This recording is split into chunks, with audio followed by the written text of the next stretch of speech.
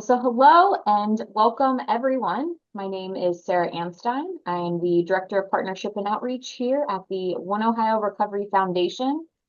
On behalf of our team, I want to thank you for joining us this afternoon. We are thrilled to have such a strong turnout for today's Regional Grant Cycle 2 Request for Proposal webinar. And just as a reminder, this is a repeat of the webinar that we did back towards the end of December. So it is a repeat of the same content. If you were there with us the first time, we're happy to have you here again. And if you are here for the first time, we're really glad to have you. We would love to stay connected with you beyond today's session. You can follow us on social media for the latest One Ohio related news and future events. And if you have any questions after today's webinar, please reach out to us through our website, which is oneohiofoundation.com, or you can email us at apply@oneohiofoundation.com. On the next slide, we will go over some quick webinar housekeeping. So first, this webinar is being recorded. We will post it on our website after the webinar today, so it is recorded. We will post the slide deck so you can go back and reference anything that we cover today. We also encourage your engagement. So if you have questions at any time, please submit them in the Q&A feature. We will be collecting them throughout today's session and looking for themes, some frequently asked questions that folks have, and we'll do our best to address as many as we can. There are a number of resources on our website already that may address the question that you have. So if we don't get to you, it could be because we got a ton of questions, or because the answer is on our website. So if you haven't checked it out, please go to the grants headquarters page on our website. A lot of the information can be found there. And then please just be patient as we get a high volume of questions during these webinars, as well as right afterwards as well. So we'll try to get to as many as we can and address those that are really apply to the most folks that are attending today. So moving on, about the One Ohio Recovery Foundation. We are a nonprofit charitable foundation created to distribute 55% of the funds that our state receives from the pharmaceutical industry as a consequence of its role in the national opioid epidemic. And we are fully committed to ensuring that every dollar allocated by the foundation is used strategically to make a substantial and lasting impact. Entrusted with such significant resources, we are driven to find real and tangible solutions that help prevent substance use disorder and support those seeking treatment and are in recovery from addiction. So a little bit about our structure. We are governed by a board of directors made up of 29 leaders from across the state of Ohio. You can see a picture of our regional map. So 19 of our board members are appointed by a region. 11 of them are appointed by a non-metro, 8 appointed by a metro region. The governor gets 5 appointees, the General Assembly gets 4, and then the Attorney General has 1 appointee. So we have a lot of incredible expertise and statewide diversity on the foundation's board of directors. And then we have our 19 regions here at the foundation, which are comprised of local leaders, behavioral health experts, and people with lived experience from throughout the region. Each regional board is tasked with identifying funding priorities, reviewing the funding inquiries that are submitted to that region, and then ultimately recommending projects to the foundation to be funded. On the next slide, this is the breakdown of Ohio's opioid settlement distribution formula. The foundation will receive and distribute 55% of the funds that come into Ohio, and the remaining 45% will go directly to the local governments in the state. So the 30% goes directly to local governments, 15% to the state. So today we are talking about the 55% because that is what comes to the foundation.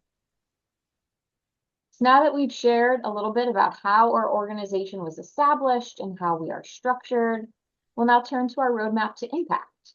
This is going to be our vision, mission, and purpose that guides everything that we do. So you can see our new mission statement here on the slide. Our mission is to save lives, prevent substance misuse, promote recovery, and build resilient communities by uniting partners, advocating for change, fostering innovation, and doing what we're here talking about today, investing in effective strategies. So you all help make our mission a reality. So thank you for being here. And then our vision is that Ohio is a place where hope thrives, families are strong, and everyone has what they need to live with purpose and dignity. And, when we think about, why we were created and our purpose, our articles of incorporation make it very clear that we have a threefold purpose: to promote the health and safety of Ohioans, to advocate for the interests of Ohioans, and then to fund programs and services through competitive grant process. So we're talking about our third purpose, but there is a lot more that One Ohio is doing and will be doing, and we look forward to all of what's to come in the future. Okay, next slide. So I would now like to turn it over to the Foundation's Grants Manager, Laura Spires, to walk us through the Regional Grant Cycle 2. Hi, everyone. Really excited to be here today sharing information about our second funding opportunity. I'm going to start by talking about the funding that is available. The Board of Directors approved a total of $45,780,885 for Regional Grant Cycle 2, and this amount is then allocated to each of the Foundation's 19 regions. And these allocations follow the legal settlement formulas, and they include unused funds from Cycle 1, which were carried forward into Cycle 2. So each region may award grant funding up to the total amount that you see listed in the column titled Cycle 2 Regional Fund Balance. So this chart is in the RFP and on our website, and it's also really handy because it lists the counties that fall within each region. Our award amount for this cycle, we are accepting requests for a minimum of $25,000. So smaller requests that need less than that are not funding this round.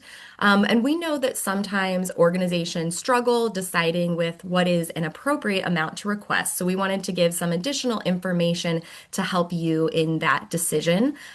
Each region had the option to set a maximum request amount. We only had one region select to do that. So if you're applying to Region 2, they have a request maximum amount of $500,000. And if you're applying to any of the other regions, you'll just want to look at how much they have available to fund and make sure that you are requesting less than that amount. And just to give you some context, the average award amount from our first cycle for a 2-year grant was $186,000, just to give you some kind of context for what was funded previously. And there is information about the grants that each region funded in Cycle 1 on the region's page of our website. So as a best practice, we recommend that you review this information so that you have a better understanding of the type of work that region might be looking for. So now that we've got the money out of the way, I'm going to dive into our grant process. So we have a 6-step process, and I will be going into each step individually, but just to give a big overview at the beginning, we start with step 1, applicants submit a funding inquiry. And then in step 2, that funding inquiry gets reviewed by one of the 19 regional grant review committees. And those regional committees will then make recommendations for requests that they would like to see move forward in the process. So they will then, at step 3, those that are recommended to move forward will be reviewed by our expert panel. And then those moving forward in our process will be invited to submit a technical application at this 4th step of our process. So first you'll do the funding inquiry, and then if you're invited to move forward, you'll do the technical application. At step 5, our grants oversight committee will further review the request, which will then go to our board of directors, who will ultimately make funding determinations. Our funding, the grant portal will open January 14th. That's when you'll actually be able to log in and start creating your funding inquiry. We're very excited for that to launch. For anyone who applied in cycle 1, it is a new system, which we're very excited about. It's very streamlined and user-friendly, and we look forward to all of you getting access to that next week. And please note that you must use the grant portal to submit your funding inquiry. We are not accepting any materials by email or by mail. You have to put it in through the grant portal in order to be considered for funding. This funding opportunity is available to a wide range of organizations, including nonprofits, for-profits, and government entities. We have several requirements regarding eligibility, so I'll start by reviewing those. Applicants must be headquartered in Ohio or currently operating in the state of Ohio. So out-of-state organizations may apply if they're currently operating in Ohio or if they have a partner who is based in Ohio serve as the lead applicant. Organizations are required to have been in operation for at least 2 years. And how we're defining this is that you've been registered for 2 consecutive years with the Secretary of State under your current EIN. Now, we understand that some organizations may have unique circumstances that, perhaps you've been in operation for 8 years, but maybe something with your EIN changed, or maybe there was some other factor that contributed to your Secretary of State registration. So if you are one of those organizations, you'll have the opportunity to explain what your unique circumstances may be, and we will review those on a case-by-case basis. But generally, we're looking for organizations who've been registered with the Secretary of State under their current EIN for the last 2 consecutive years. Our process for checking eligibility includes confirming the organization's tax status with the IRS, confirming the organization is registered appropriately with the Ohio Attorney General and the Ohio Secretary of State. And for our government applicants, we will additionally be reviewing the Ohio Auditor of States Local Governments in Fiscal Distress list and the unauditable list. So any applicants that fail to meet eligibility requirements will be disqualified and their proposals will not be considered for funding. And these sites, which I have mentioned, the Secretary of State and Attorney General, you can go on and look at your organization's status yourself, make sure everything's in good order before you submit your funding inquiry. If you're working on a proposal with a partner organization, we do encourage collaborative grants. However, a lead organization must be identified. So that lead organization is responsible for the grant funding and ensuring that the project goals are met. So our grant agreement will only be made with the lead organization. And they are also responsible for all communication with the foundation. So partner organizations should be directing any questions to the lead organization, and then they'll come work with One Ohio about it. And as a best practice, we recommend that internal rules, decision-making processes are all formalized with the applicant and its partners in a memorandum of understanding or a similar agreement prior to submitting your funding inquiry. And please note that all listed partners need to be aware that they're being listed in your funding inquiry, and they also need to be fully committed to working on the project. So we're looking for partnerships that are already established if you're listing that organization in your funding inquiry. This is a regional grant cycle, so each funding inquiry is for a specific region, and the requested funds and proposed project activities need to be specific to that region which you are applying for. And each funding inquiry will be reviewed separately. So please note you can apply to multiple regions, but it's possible that one region could select your project and a different region could not. So just make sure that you're crafting those budgets and your project descriptions to be really separate and specific to each region. Applicant organizations can submit up to 2 requests per region, and we are defining organization by EIN. So if you share an EIN, then you are considered one organization, and the limitation applies. You can only put 2 funding inquiries per region. Now, this does not apply to partnerships, so you could submit 2, say for Region 1, and then you could still be listed as a partner on additional request, but you can only be the lead applicant on 2 per region. If you're a part of a large system, please be sure that you're coordinating with your counterparts to make sure that you don't over-submit. One Ohio will be accepting the first 2 funding inquiries. Any additional beyond that, we will not be considering for funding. So please make sure you're having your internal coordination, as One Ohio is not able to assist you with that part. All projects in this cycle will be funded for 24 months. Payment schedules will be established with each recipient. However, most grant agreements will include an upfront payment followed by biannual payments that align with reporting requirements.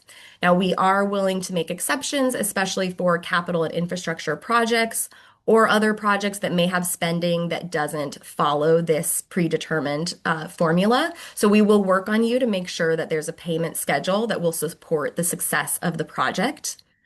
Please note that 5% of each grant award will be withheld until the grantee submits a satisfactory final report. So 5% comes after the project has ended. And we're sharing how we do payments now so that you can keep this in mind as you're planning and as you're crafting your budgets. We wanted you to have an understanding of how you'll be receiving that grant funding should the request be funded. Applicants who are recommended for funding will be able to pick from one of 4 start date options. And this selection doesn't happen until the technical application. So you don't have to worry about this for the funding inquiry, but it will come up in your technical application. And please note that One Ohio funding can only be used for expenses that happen during your project period. So you should not expect reimbursement for any cost that come before your start date. And these start dates will be confirmed at the time of making the grant agreement. And we know that grantees often need a planning period before the work of a project can truly begin. We want our grantees to be set up for success and to be able to complete their project within the 24 months. So please select a start date that ensures you'll have 24 months of project operations, and you can do as much planning as you're able before that start date. So to give an example, if your project requires hiring new staff, we know this often takes 2 to 3 months, in some cases more. So we would hope that you could bring on that new staff prior to your start date, and then the work of the project is ready to go on day 1. Now, there may be reasons that that doesn't work in every circumstance, but that is our recommendation. And please review these start date options as you're planning your project activities. Okay, and with that, I'm going to pass it back to Sarah to talk about our funding priorities. All right. Thank you, Laura.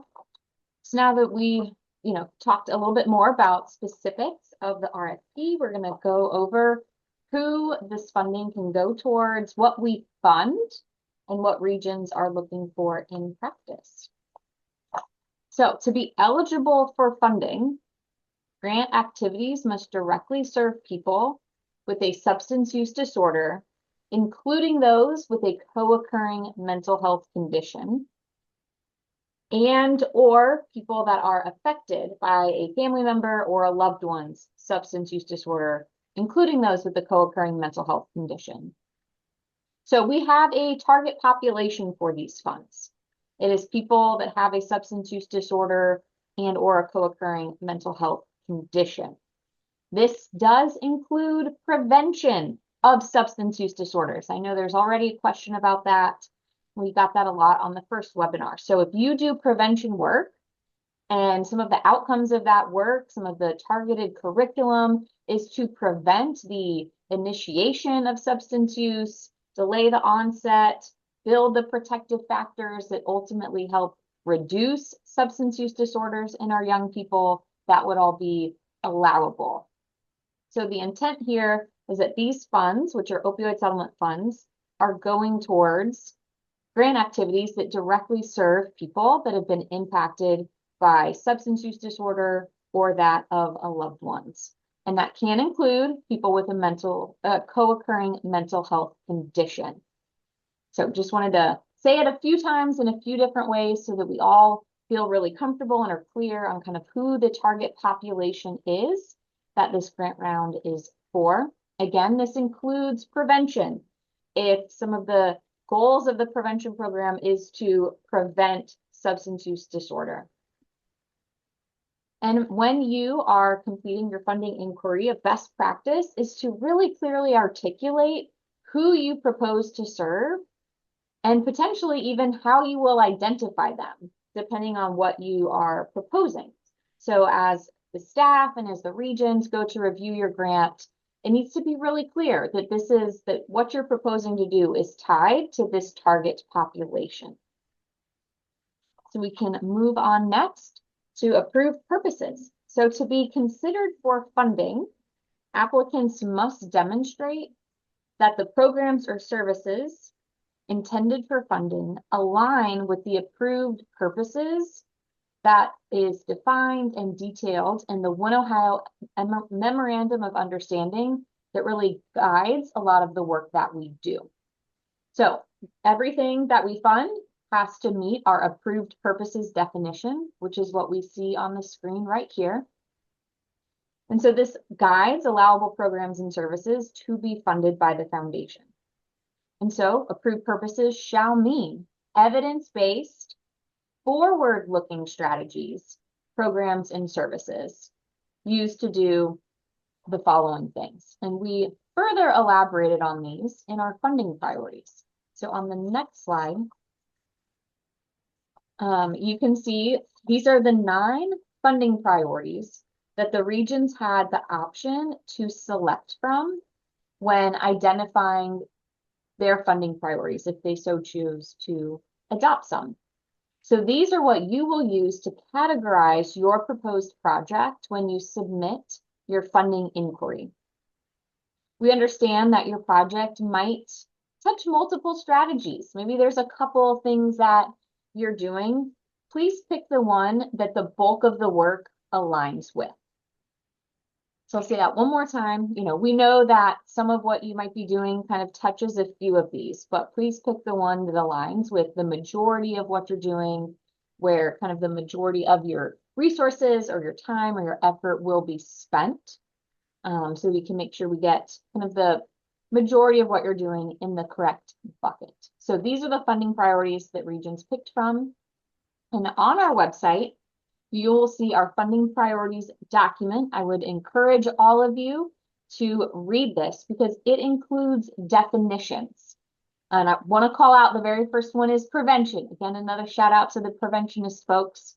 That is allowable. It is part of what we consider our target population.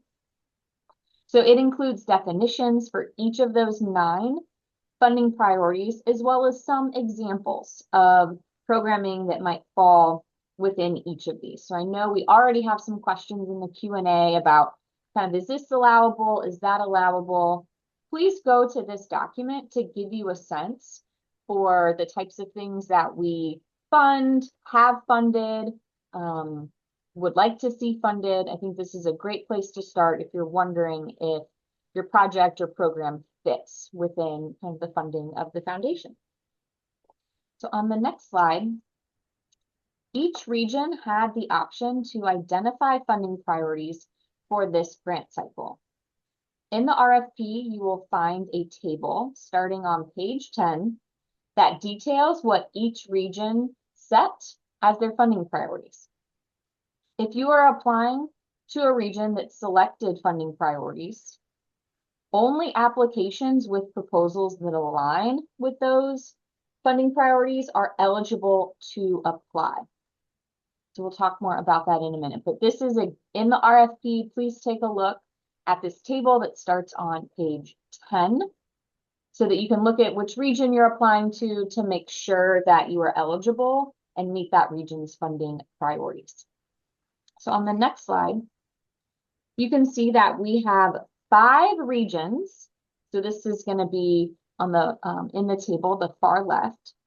We have 5 regions that are accepting funding inquiries in all of the abatement strategies that meet RFP requirements.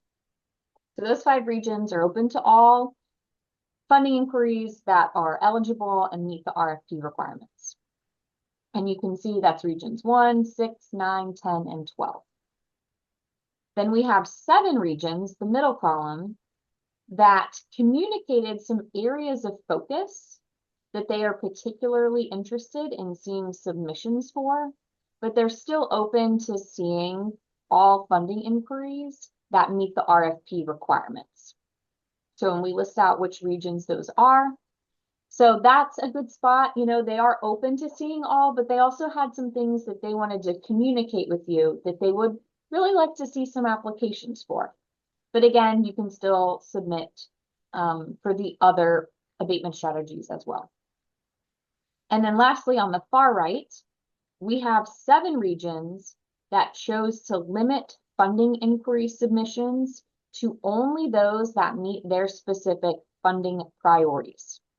So if you do not see the abatement strategy listed that reflects your project or program, you are not eligible to apply for funding in that region. So if you are in region 2, 3, 7, 11, 13, 14, or 17, definitely look at this in the RFP, as these regions limited what you can submit for based on their specific funding priorities. Some of these regions took it a step further, and they communicated something even more specific. So for example, if their funding priority is impacted children and families, they then communicated that they have a focus on kinship care. So they not only limited it to impacted children or families, but they really want to see things about kinship care. So please be sure to read that RFP carefully, spend some time on this table. So we want to make sure that you are all set up for success and submitting proposals that align with the needs of the region, because we know and we appreciate and respect how time intensive it is to apply for funding. And we hope that this helps all of you kind of know what to submit for and to submit the strongest application and know if it's a good fit as well. So on the next slide, we'll talk about the budget. All right, I'm going to walk us through some guidelines regarding the requested budget and expenses of your projects. So when thinking about what to include in your requested budget, you need to avoid supplanting. And what we mean by supplanting is an organization reducing its own funding for a project or budget item due to receiving a grant from OneOhio. Requested funds should be used to support new, expanded, or improved programs and services. So if your organization funded a budget item last year, we would expect that your organization would continue funding that expense after receiving OneOhio grant funding. And if you had an external source of funding, like a grant from a different foundation that has ended or is near completion, then you may apply for OneOhio funds in those cases. And current OneOhio grantees who are in good standing are eligible to apply for new initiatives or if their existing OneOhio funded project is near completion. Program costs are those expenses which are directly related to implementing the project or program, and these costs are allowable. So you will complete a budget form in the funding inquiry, which will include the total amount requested in each budget category, as well as a narrative description of the expenses. And then those that are invited to submit a technical application will complete a budget template providing the line item detail for each expense. Applicants may request up to 10% of the grant award to cover new or expanded administrative costs. The purpose of One Ohio funding is to establish new, expanded, or improved abatement programs, as I said, and administrative expenses should not include contributions to existing management or general organization overhead cost. So these are the admin expenses that are new because you're doing the project, not admin expenses that you previously had. So applicants who request more than 10% in administrative costs will be disqualified, and your request will not be considered for funding. So please be sure that you're checking your budget math and that you're not requesting more than 10% in your admin. And we also do not allow for indirect costs. So if you have a federal or state indirect cost rate, that doesn't apply to this funding opportunity, as indirect costs are another form of supplanting. There are several unallowable costs listed in the RFP, so please review this list carefully, as any request submitted containing an unallowable cost will be disqualified. We have a continuation of that list here. I'll highlight a couple. It is unallowable to request cost for non-FDA approved medications or devices for the treatment of substance use disorder and co-occurring mental health conditions. And additionally, costs for services that can be reimbursed by health insurance are unallowable. So if you can bill, or if there's another funding source that exists, you should exhaust those options first. And costs for subgrants and subawards will be considered on a case-by-case basis. But please note that your partners should not be requesting to receive administrative costs. Only the lead applicant would be expected to have those costs.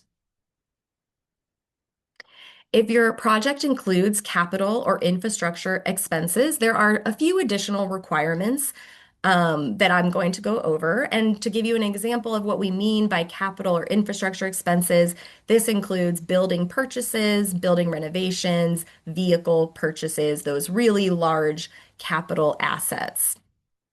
So to protect opioid settlement dollars from improper use, the foundation will retain a legal claim on any assets bought or improved with grant funds. So this may include things like a UCC filing or a property lien in the case of a large real estate purchase, for example. So these will all be determined at that grant agreement phase. And just please note that any assets purchased or improved with grant funding cannot be discontinued, transferred, or disposed of without the foundation's prior approval. Those requesting capital and infrastructure expenses will be asked to provide additional documentation in the technical application. So the requirements you see on this slide are listed in the RFP. And so please be sure that you would be able to meet all of these requirements before requesting a capital and infrastructure expense. The deadline to submit is Wednesday, February 11th at 5 p.m. Eastern Standard Times. Funding inquiries and technical applications that are submitted after the deadline will not be considered for funding. So please make sure that you get your materials submitted through the grant portal by February 11th at 5 p.m. Some recommendations around our best practices overall. Please submit early. If you're waiting until the deadline to submit and you run into a technical issue or you have a question, it's highly unlikely that staff will be able to help you resolve that issue on the day of the deadline. In cycle one, we received 1,400 applications, actually more than that. So please keep in mind when you're reaching out to One Ohio staff that potentially 1,000 other applicants are also reaching out on the day of the deadline to ask questions or request assistance. So it's going to be really difficult for us to get to everybody if you're all waiting until the last day. So please submit early and save yourself that day of the deadline panic, because we want you to be successful and we want you to feel good about what's been submitted. So additionally, please double check all of your work. This piece of advice might seem obvious, but it's really, really important, and you might be surprised how many applicants we see not double checking their work. So please verify that you have answered all the questions, that you have not exceeded word limitations. Please note that if you do go over word limitations, we will not be reading what is submitted beyond the limit. Please check what you're copy and pasting into the portal. This is especially important if you're using an AI tool to help you with your writing. Make sure you're not pasting anything from that AI service. Sometimes, you get a little, oh, Chat GPT, blah, blah, blah, comes at the end of what you're pasting. So really double check what you're reading because we have seen bizarre content submitted to us that we know was unintentional. Please make sure that all of your numbers add up in your budget. If the math doesn't make sense to you, it's not going to make sense to us. So please make sure everything you're requesting equals the total amount that you've requested on that funding inquiry. So all of your budget items should add up to your total requested amount. And please utilize the One Ohio resources that we have available. There is a lot on our website to support you through this process. So please check our grant headquarters page. We have past recordings of webinars, including a grant implementation readiness webinar that talks about how to know if you're ready to apply for grant funding. And there's just a lot of really great resources available for you on our website. And Sarah, I'm passing it back to you. Laura? So we've talked through the main elements of the RFP and some of the changes in the Regional Grant Cycle 2. So now we will walk through the review process and what happens after you submit your funding inquiry. So after you hit submit, all of the funding inquiries for each region will go to the region for review. So each region has identified regional grant reviewers who collectively form the Regional Grant Review Committee. That in some regions, it's the whole regional board, and others, it's a subset. It looks a little different for each region. But it's those grant reviewers on that committee that will review all qualifying funding inquiries and make recommendations to the full regional board. The full regional board then votes on which funding inquiries they want to send forward to the foundation for consideration for funding. Next slide. So regional grant reviewers have a scoring rubric. It is in the RFP, so you all have access to this. And they will use the scoring rubric to help evaluate funding priorities and support consistent, thoughtful review.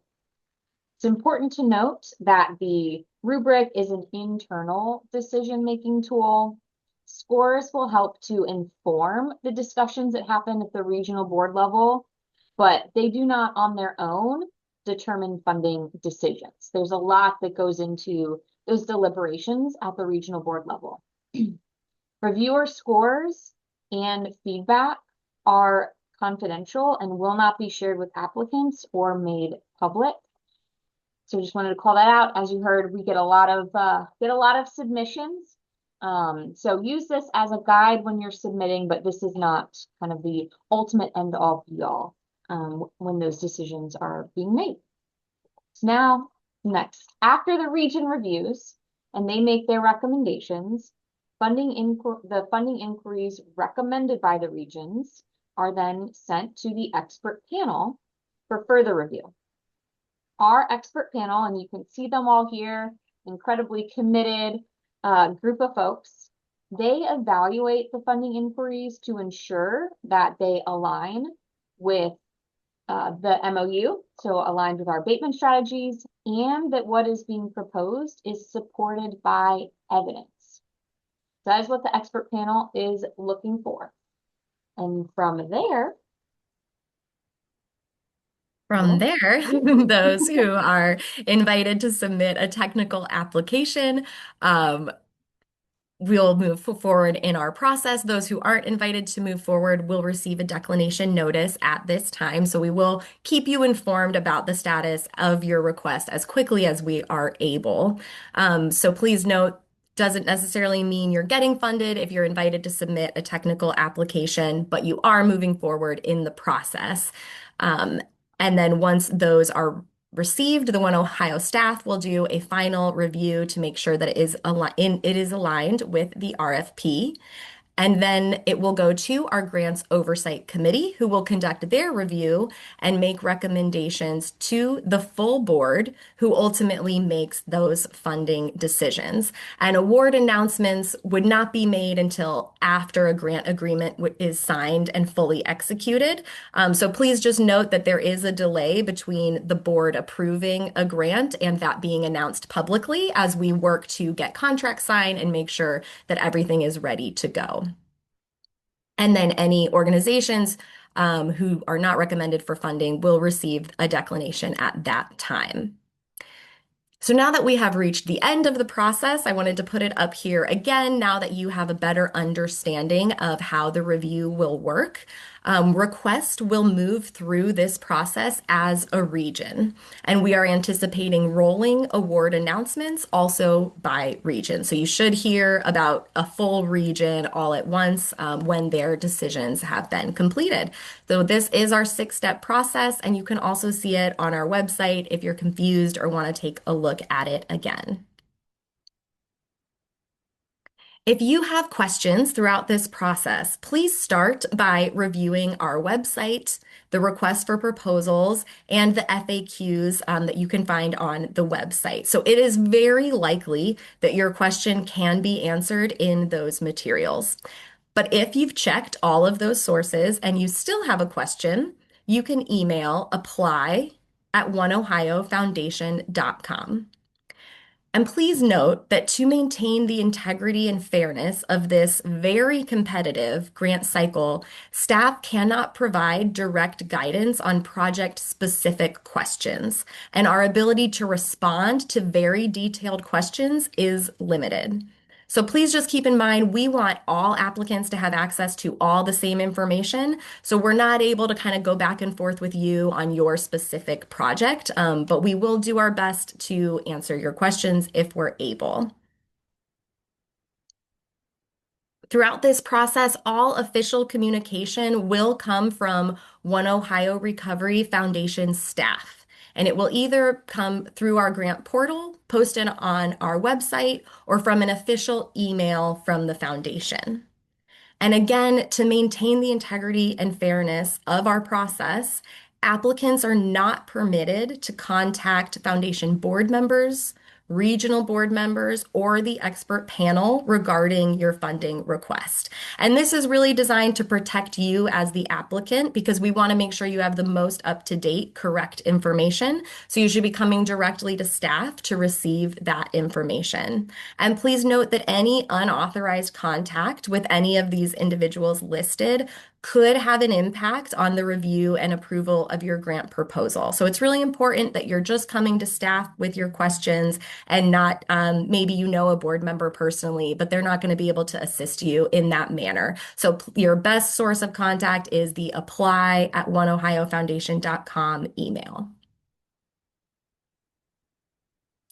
And as we've mentioned, there's a lot of exciting stuff on our website to support you and your funding inquiry. A couple upcoming webinars, the bottom two we're looking at. On Wednesday, the 21st, we will do a webinar about the funding inquiry. So the funding inquiry grant portal will have been live for a week. So you have about a week. You can create your account, you can poke around, and then if you want to come to that webinar, if you have any questions. So we'll do a full overview of how to create an account, and we'll go over the questions as well on January 21st. And then on January 27th, we'll be doing an Impact Academy that will focus on the evidence guide for applicants. So there is a document, actually, that's on my next slide. There is a document, the evidence guide, which is available in the Grant Cycle Toolkit.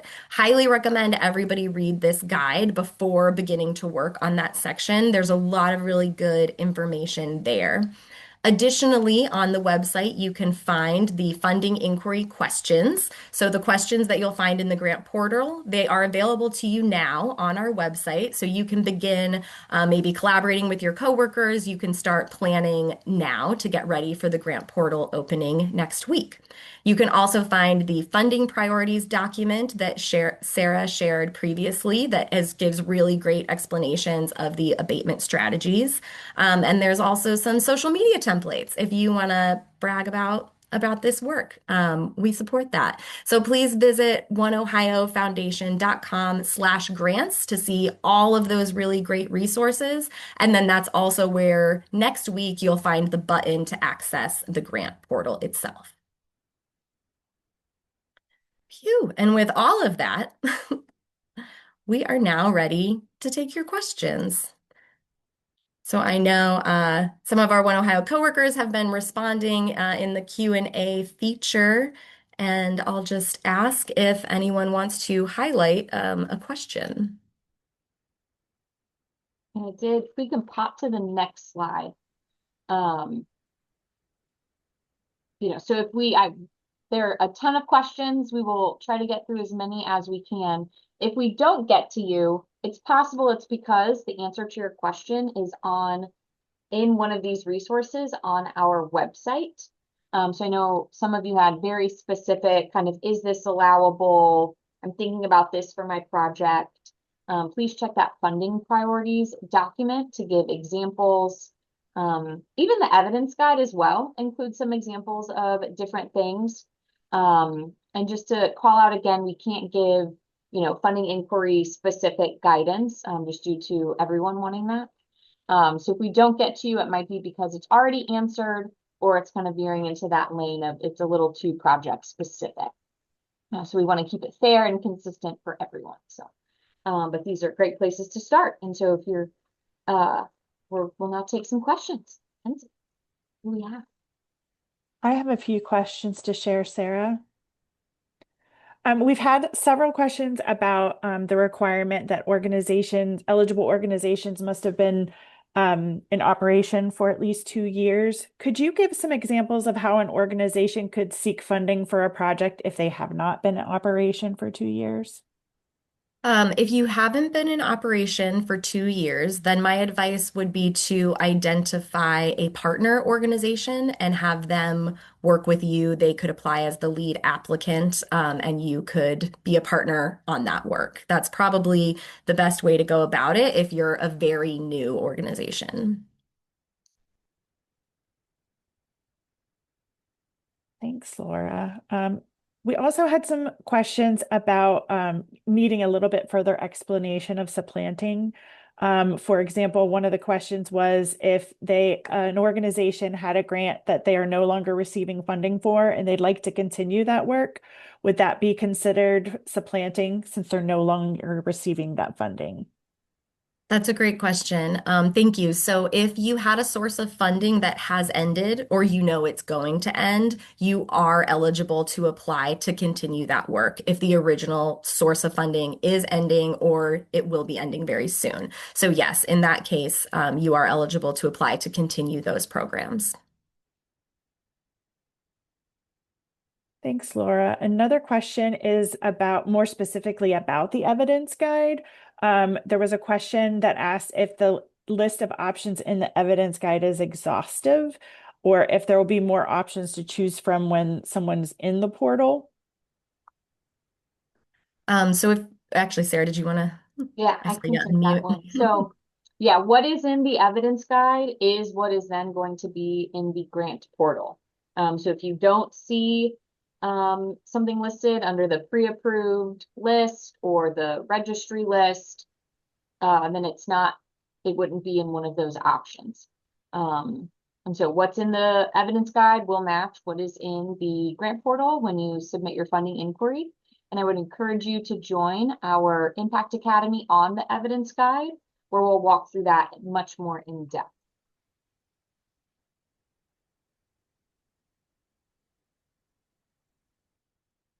I'm looking for a few more questions to see if we have any additional. Yeah, just I appreciate all of you.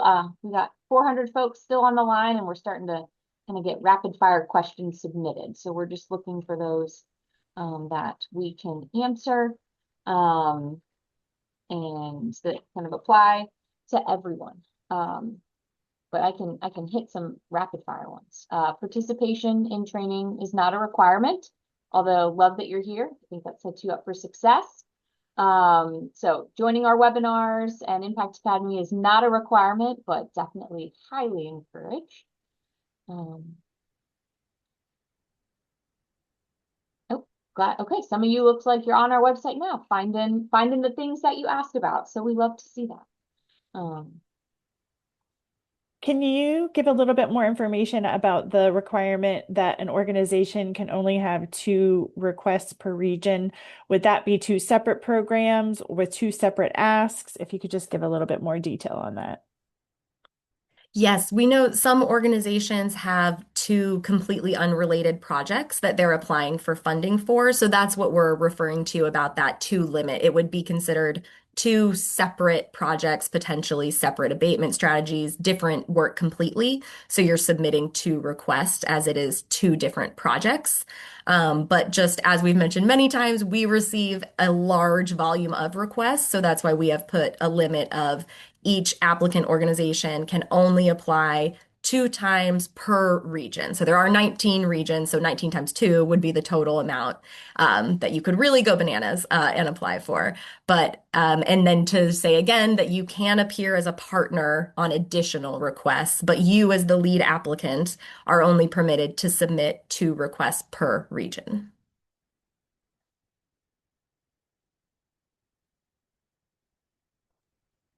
Could you clarify the $25,000 per year minimum? Yes, so that is actually $25,000 total for the requested amount. So the amount of year 1 and 2. So we are limiting that all grant requests need to be for $25,000 or larger. So we're looking for larger projects, not the smaller, maybe you only need, $3,000 to $5,000. That's just not what we're looking at in this funding opportunity. We're looking for those maybe larger projects. So it's a minimum request amount of $25,000. So if you have a really small project, it's probably just not the right fit at this time for those type of requests. But the 25,000 applies to the total requested amount, not the yearly amount.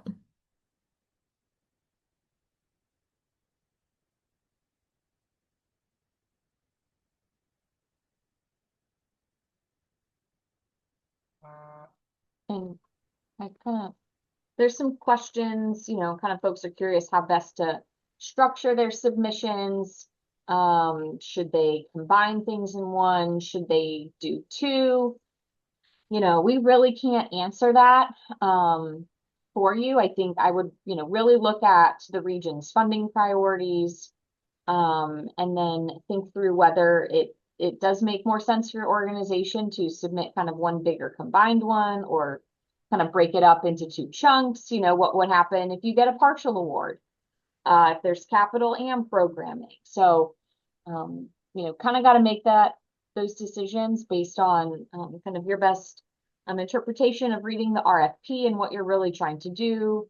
And then again, using the funding priorities document to make sure that you're selecting the abatement strategy and funding priority that most accurately reflects what you're doing. There's just too many nuances and kind of differences with regional funding priorities. So we can't kind of advise on all of those specifics, but I would say look at that RFP, look at the funding priorities document, and kind of make your best strategic decision. I know in previous work when I, applied for lots of grants, you did, it's kind of a roll of the dice. Do we do one big one? Do we do 2 smaller ones? But I know you'll make the best decision for your organization to submit the most competitive funding inquiry that you can. And I did see one, this is not an actual letter format, so you're not submitting an actual letter of interest. This is a funding inquiry that you will be completing in our grant portal. And again, just join us on that upcoming webinar where we will go over the grant portal, how to use it, how to submit, how it looks like if you are submitting to multiple regions or submitting multiple, or, your two per region, as well as going through all of the questions. So definitely join us for that webinar. So I'll save some of the answers for that.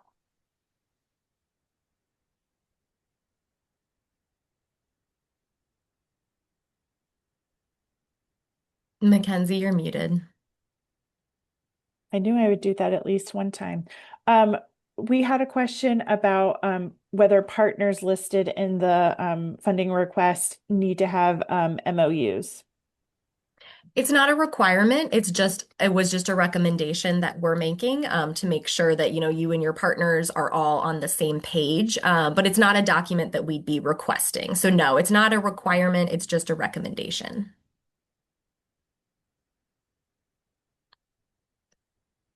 Yeah, I would elaborate on that. I would encourage you to watch our previous Impact Academy on grant implementation readiness. Because one of the things we learned, and that's why we're suggesting this as a best practice, is that folks submitted and had people that they hoped would partner on the project with them. And then it delayed kind of their start date because those partners didn't know they were being roped into this. So a best practice would be to, make sure your partners are all on board so that, you're awarded, and when your start date starts, you can hit the ground running and aren't then having to come back to us and say, hey, we're delayed. They don't want to play ball. So really, it's kind of more of that groundwork to make sure that your organization is ready to do this work if you are funded. And I see there's a question about set percentage of the award amount for that initial payment. We do have kind of a set payment schedule. And so, it's broken out over the life of the grant with 5% held back. There are some exceptions. If it's a capital purchase, you can't buy half a car, got to buy the whole car. So that hopefully answered your question about budget or payment schedule, Laura, if you want to add any more. Yeah, I'll just add that we do establish the payment schedules with each grantee, at the time of their grant agreement. So if you had a special circumstance, we would work with you to make sure that the payment schedule makes sense for your project.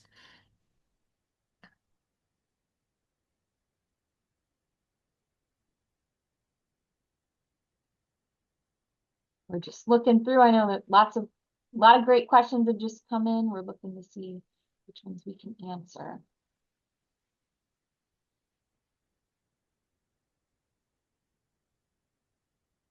Regarding unallowable costs and reimbursement by health insurance.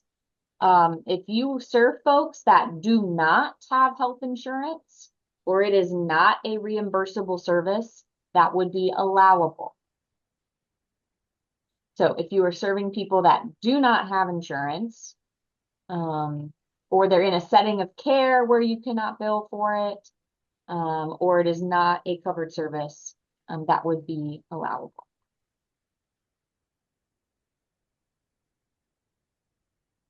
We do not have a cap on what can go towards salaries. The only kind of limit there in the budget is 10% towards admin, although, I would say don't go crazy on your salaries. Be reasonable, have them be realistic, because the regions and the foundation staff, we all do look at that. So, and we look to make sure that it makes sense. So if you're proposing one staff and it's, $500,000, we may be scratching our heads at that, but there is no preset limit. And we will be continuing to update the frequently asked questions on our website. So we'll take stuff that was submitted today, all the questions. Zoom does a great job of kind of saving all of them for us, as well as from our first webinar, and we will update our website. So keep checking that page, bookmark it. We'll be updating it regularly.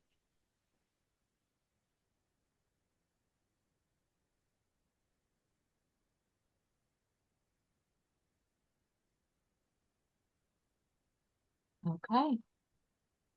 I know a lot of folks are having some questions about evidence-related questions. Please join us for our webinar. I believe that's January 27th. That Impact Academy. We will have a guest speaker helping us walk through the guide and all of the questions. So definitely check out the guide that's already up on our website and then register for that Impact Academy if you haven't already. And the questions that we're answering today, we will be updating the frequently asked questions on our grants page of the website. So please check that out for more information, and we will be posting the recording and the slides on our website as well.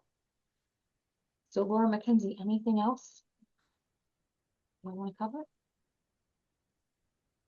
Think we've covered most of the questions, and there's still an opportunity for people to review the materials and submit questions to apply@oneohiofoundation.com.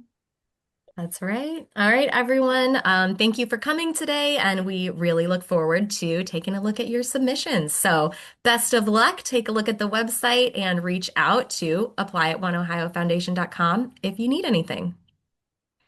All right. Take care, everyone. Thanks for joining us.